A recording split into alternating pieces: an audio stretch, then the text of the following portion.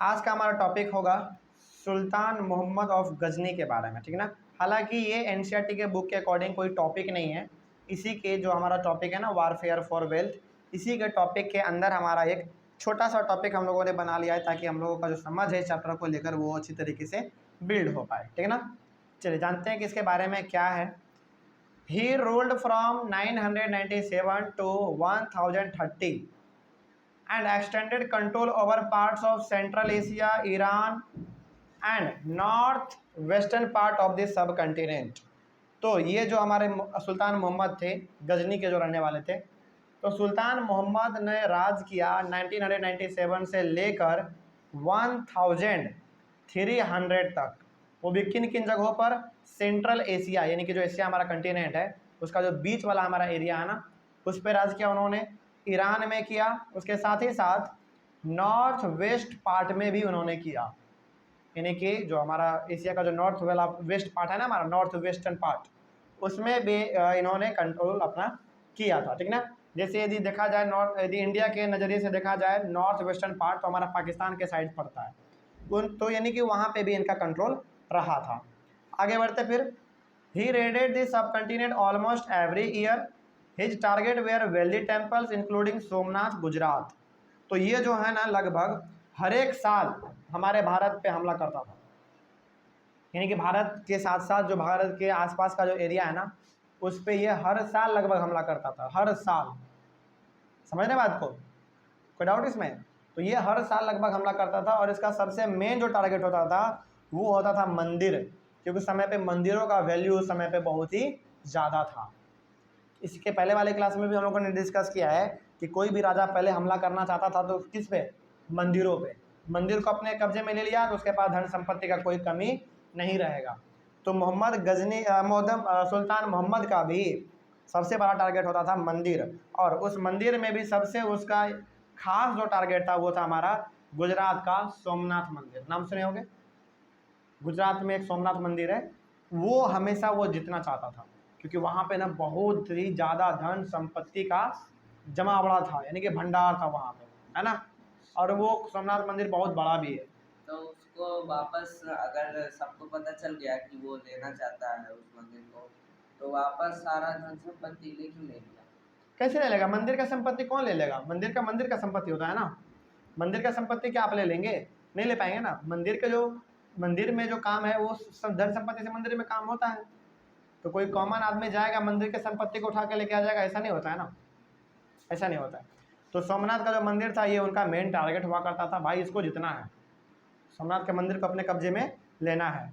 उसके बाद much of the wealth Mohammad carried away was used to create a splendid capital city at Ghazni.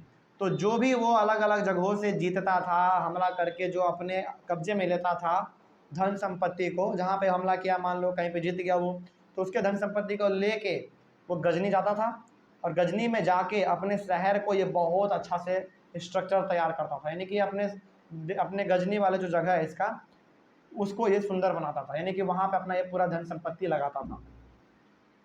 समझ रहे बात को?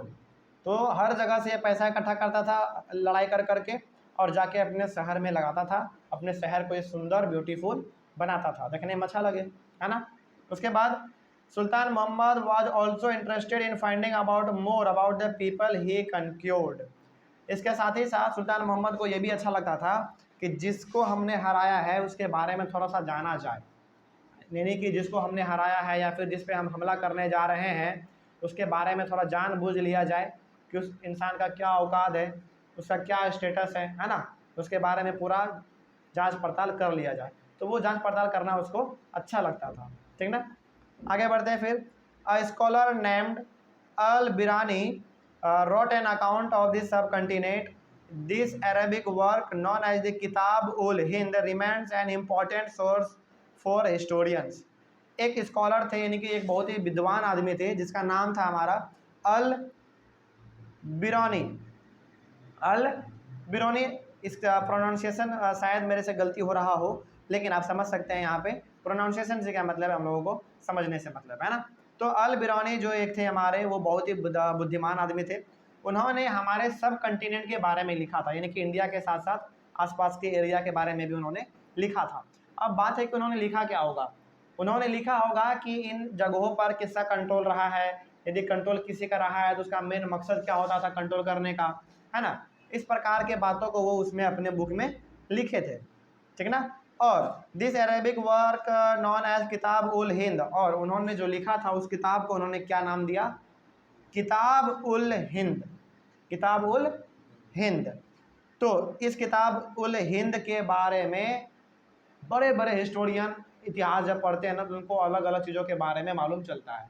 तो यहाँ से हम लोग कह सकते हैं कि अल बिरानी एक इतने बड़े बुद्धिमान आदमी थे जिन्होंने हिस्ट्री के बारे में लिखा था, यानी कि अलग अलग राजाओं के बारे में लिखा था उन्होंने।